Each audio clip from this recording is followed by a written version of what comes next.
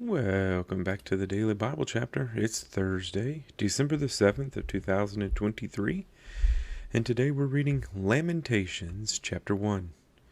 The heading for Lamentations chapter 1, Jerusalem in Affliction. How lonely sits the city that was full of people.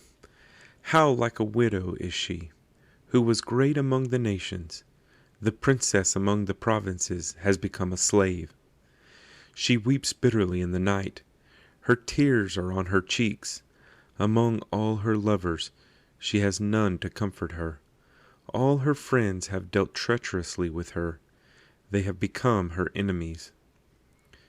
Judah has gone into captivity, under affliction and hard servitude. She dwells among the nations. She finds no rest. All her persecutors overtake her in dire straits. The roads to Zion mourn, because no one comes to the set feasts. All her gates are desolate. Her priests sigh, her virgins are afflicted, and she is in bitterness.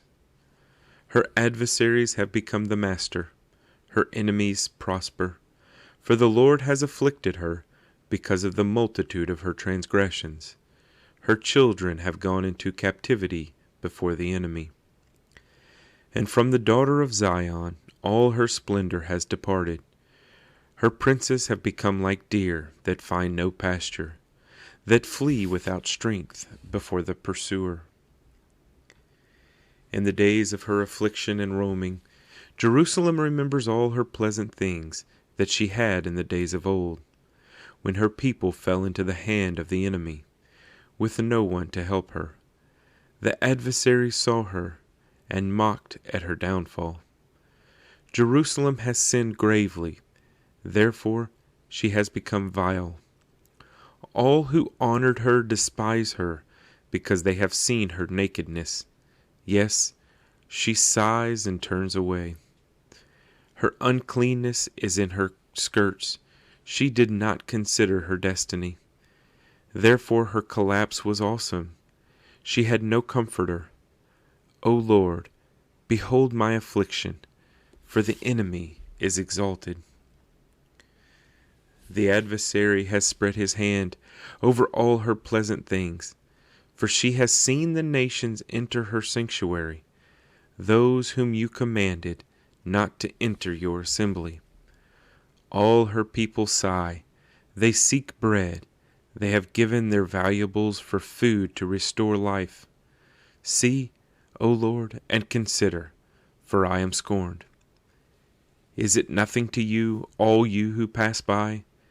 Behold and see, if there is any sorrow like my sorrow, which has been brought on me, which the Lord has inflicted in the day of his fierce anger. From above he has sent fire into my bones, and it overpowered them. He has spread a net for my feet and turned me back. He has made me desolate and faint all the day. The yoke of my transgressions was bound.